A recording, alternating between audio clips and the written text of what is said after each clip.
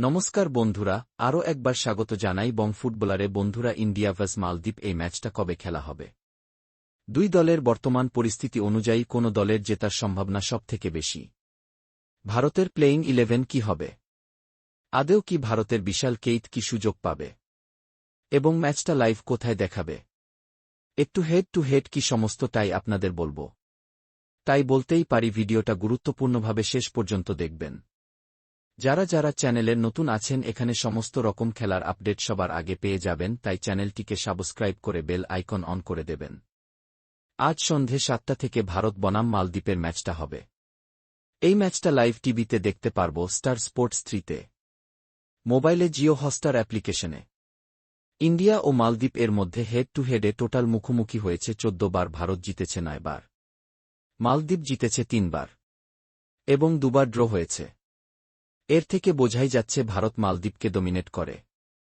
India verse মালদ্বীপের মধ্যে ম্যাচটা হতে পারে ফ্রেন্ডলি। ভারতের মেন টার্গেট হচ্ছে প্রায় এক বছরের বেশি ভারত জিততে পারেনি কেন ফুটবলে অ্যাজ আ ইন্টারন্যাশনাল ম্যাচ, এটা প্রথমে খরাটা কাটানো। মালদ্বীপকে হারালে ভারত তাদের একটা ভেতর থেকে কনফিডেন্স আসবে যে ঠিক আছে, আমরা আবার উইনিং ট্র্যাকে আছি।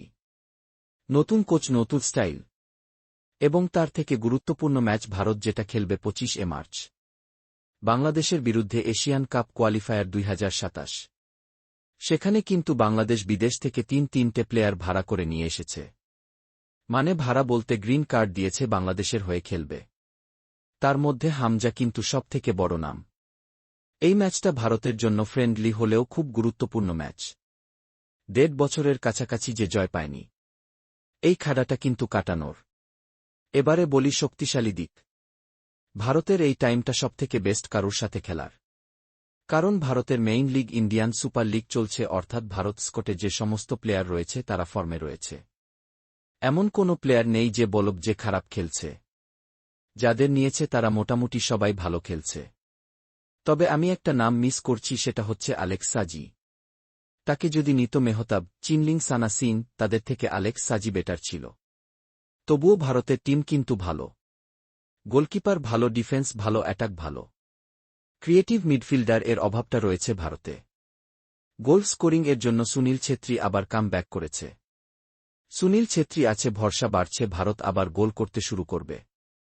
কারণ ভারতের স্ট্রাইকারদের এতই দুর্বস্থা, ভারতের যে যতই বলুক যে বিদেশি কোচ ভারতীয় স্ট্রাইকারদের সুযোগ দেয় না। তো মোটামুটি ভারতের দল কিন্তু ভালোই স্ট্রং আছে। তারা কিন্তু একটা ফ্লোতে আছে, তাই তারা প্র্যাকটিসের মধ্যেই আছে, ইনজুরি লাগার সম্ভাবনাটা কম। ফিটনেস ইস্যুটাও হবে না। তো এইবারে আসি প্লেয়িং 11-এ। তো সর্বপ্রথম ভারত মনোলো তার প্রিয় ফরমেশন 4-2-3-1 সেটাই খেলবে। অবশ্যই এই ম্যাচে প্রথমবার বিশাল কেইতকে ভারতের জার্সিতে ডেবু করতে দেখব। এটা আমি প্রায় কনফার্ম। 4-এর ডিফেন্স রাইট ব্যাকে অবশ্যই রাহুল ভেকে, লেফট ব্যাকে সুভাশিস বোস, ডিফেন্সে থাকবেন সন্দেশ এবং মেহতাব। গোলকিপার আর ডিফেন্সন ভারতের কিন্তু দুর্দান্ত মজবুত আছে। ডিফেন্সিভ মিডফিল্ড দুটো আপুইয়া, তার পাশে হচ্ছে সুরেশ সিং। এবার আক্রমণে আসি। ডান দিকে খেলবেন রাইসন ফার্নান্ডেজ, লেফট ব্যাকে লিস্টন কোলাসো। ক্রিয়েটিভেট ফিল্ডারে রেখেছে ব্রান্দন ফার্নান্ডেজকে। স্ট্রাইকারে অবশ্যই captain, leader, legend Sunil Chhetri. বয়স 40 হোক যাই হোক, দ্বিতীয় গোল স্কোরার এই সিজনে। তার মধ্যে একটা গোল করার খিদে দেখতে পাই। দ্বিতীয় হাফে মনভীর সিং। আরও প্লেয়ারকে দেখতে পাব।